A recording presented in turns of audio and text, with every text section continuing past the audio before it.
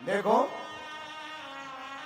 भगवान भाव के भूखे, ये कल हमने सिद्ध करके आपको बताया था। ठाकुर जी की पूजा करने के लिए, भक्ति करने के लिए जरूरी नहीं है कि तुम्हें टेंट लगाया जाए, पंडाल लगाया जाए, भगवान बड़े बैठाए जाए, बड़ों सो मंदिर संगमरमर को बनाया हो जाए तभी भक्ति होगी।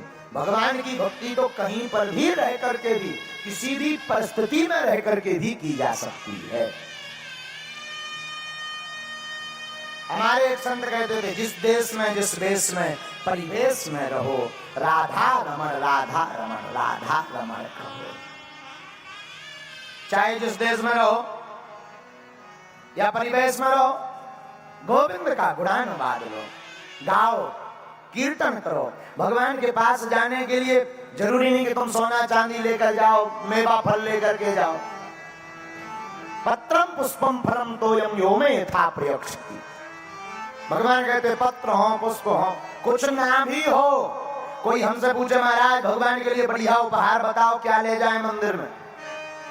तो कभी भगवान के घर जाने का मौका मिले और कुछ उपहार लाने का मौका मिले तो कुछ ले जाओ या ना ले जा पाओ, मिठाई ले जाओ या न ले जाओ, पुष्प ले पाओ या न ले पाओ, जाना दोनों हाथ जोड़कर आंखों में आंसू भरकर कहना, हम तुम्हारे तुम हमारे। इससे बढ़िया उपहार क्या हो सकता? अपने आप को अर्पण कर देना, इससे बड़ा उपहार क्या हो सकता? बोलो सीताराम, जोर से बोलो। अच्छा, हम लोग सोचते हैं हमने भगवान के ऊपर 1 किलो सेवफल चढ़ा दे, अब ये टन न हो गए, आप फ्री हैं, आप तो भगवान हमने सेवफल ही खवा दे। क्या भगवान सेव के भूखे हैं? अद्भुत बात देखना, जो भगवान पूरे संसार को उजाला दे रहा, हम उसको दिया दिखा रहे हैं। कितनी विचित्र बात! पूरे संसार को कोटि सूर्य समप्रभा, करोड़ों सूर्यों के समान जिनका तेज पुंज प्रकाश है, उन भगवान को हम समझते हैं कि भगवान को दीपक दिखाएंगे तो भगवान प्रसन्न होंगे। बाहर दीपक जले या ना जले, वैसे जलाना तो चाहिए प्रतीकात्मक रूप में, कहीं ऐसा ना हो कि आप बंद कर दो। लेकिन बाहर दीपक जले या ना जले, मन में ज्ञान का दीपक जलना बहुत जरूरी है। हृदय में गुरु ज्ञान का दीपक जलना बहुत जरूरी। गुरु ज्ञान का दीप प्रज्वलित होगा तो अंधकार मिटेगा, अंधकार मिटेगा तो भगवान की प्राप्ति हो जाएगी। बोलो सीताराम, जोर से बोलो। तो बड़े बड़े महापुरुष कहते हैं, भैया भगवान की भक्ति बड़ी अविरल अद्भुत होती है। तो आप ठाकुर के चरणों में जाओ तो पत्रम पुष्पम फलम तोयम यो में यथा प्रयक्षति, कुछ ना कुछ लेकर जाओ। बुरा ना माने तो हम करोड़ों की बात बोले पागलों। करोड़ों की बात यह है कि भगवान के घर पर खाली हाथ नहीं जाना चाहिए, कुछ ना कुछ लेकर जाओ। कुछ ना हो तो भाव तो लेकर जाओ ही जाओ। जो खाली हाथ जाता है ना, अच्छा जो कुछ लेकर जाता है वो बहुत कुछ लेकर आता है, जो खाली हाथ जाता है वो नाक कान कटाकर आता है। रामायण का एक प्रसंग है, महाराज जी सूपनखा का, खाली हाथ गई थी, नाक कान चढ़ाया आई थी, दोनों झक। और भागवत का एक प्रसंग है सुदामा जी का, 3 मुट्ठी तंदुल लेकर गए थे, 2 लोगों के राजा बनकर के आए थे। हमारे दादा गुरुजी एक सूत्र और देते थे, काम की बात है, हो सके तो उसको जीवन में नोट कर लेना। दादा गुरुजी कहते थे 4 जगह पर खाली हाथ मत जाओ। मित्र के घर, देश के राजा के यहाँ मिलने जाओ तो कुछ ना कुछ हो, उपहार स्वरूप, पुष्प हो, फल हो। हम कहते कुछ भी ना हो तो बिल्व पत्र ले जाओ। हाँ, तो मित्र के घर, देश के राजा के घर, तीसरा स्थान बोले गुरु घर, यहां भी कुछ ना कुछ लेकर जाओ। बोले चौथा कौन? बोले भगवान का दर। भगवान से पूछो कि प्रभु आपको चाहिए क्या, तो भगवान ने उत्तर गीता में दिया, बोले पत्रम पुष्पम फलम तोयम। आप जो लिया सब स्वीकार, भगवान को तो सब स्वीकार है। अच्छा भगवान की छोड़ो, हनुमान जी यहाँ तो और सब कछु स्वीकार। कोई हमसे पूछे हमारे इष्ट हनुमान जी की, वे तो लंका में साफ घी तेल कपड़ा आदि सब स्वीकार कर ले। लंका वाले राक्षस बोले हमारे पास कुछ नहीं है, घी तेल है। हनुमान जी बोले वही ले आओ, अपनी पूंछ में लगवा लो। कुछ राक्षस बोले महाराज हमारे पास तो कपड़ा है। हनुमान जी बोले वही ले आओ। तो रहा न नगर बसन घृत तेला, बाड़ी पूंछ कीन कपी खेला।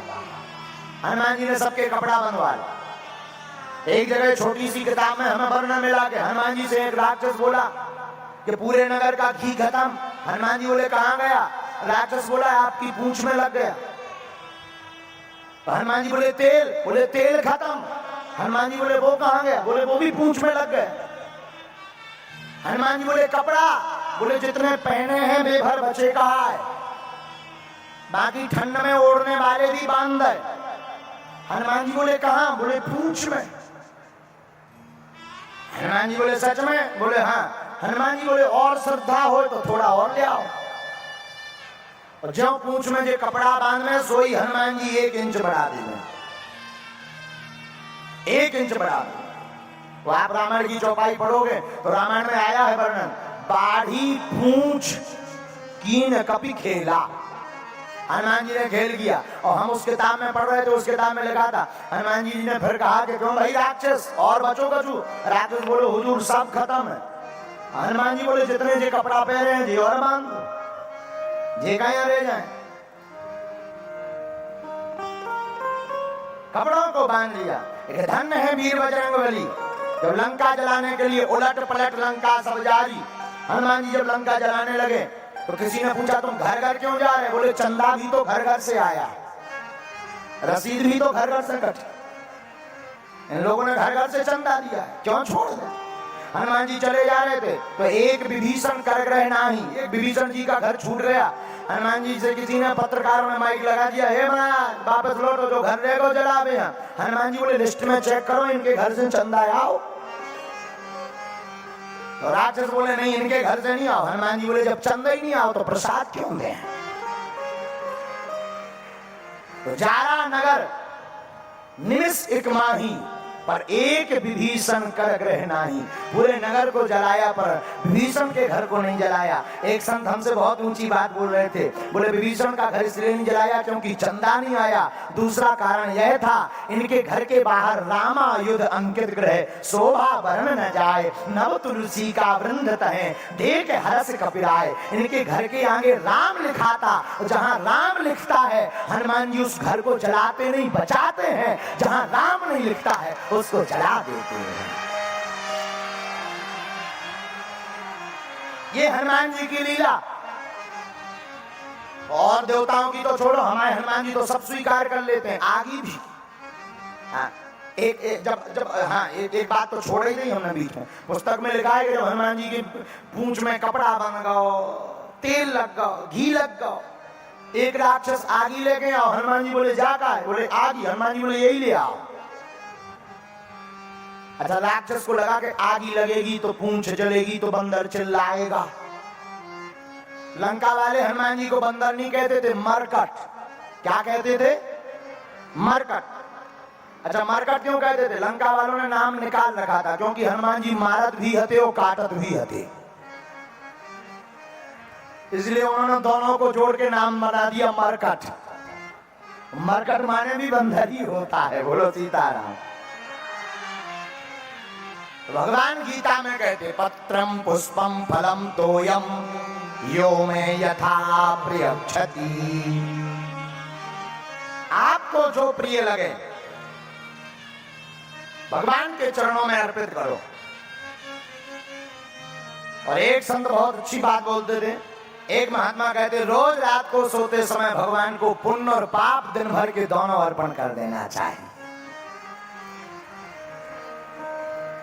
दोनों अर्पण कर देना चाहिए। और भगवान कभी भी उपद्रव भी, कई बार विपत्तियां आ जाती हैं, भगवान को खोरी मत देना, भगवान पर आरोप मत लगाना। जीवन में दुख आए तो समझना तुम्हारे पुण्य कम हो रहे हैं, दुख आवे तो समझना पाप कम हो रहे हैं, और सुख आवे तो समझना पुण्य कम हो रहे हैं।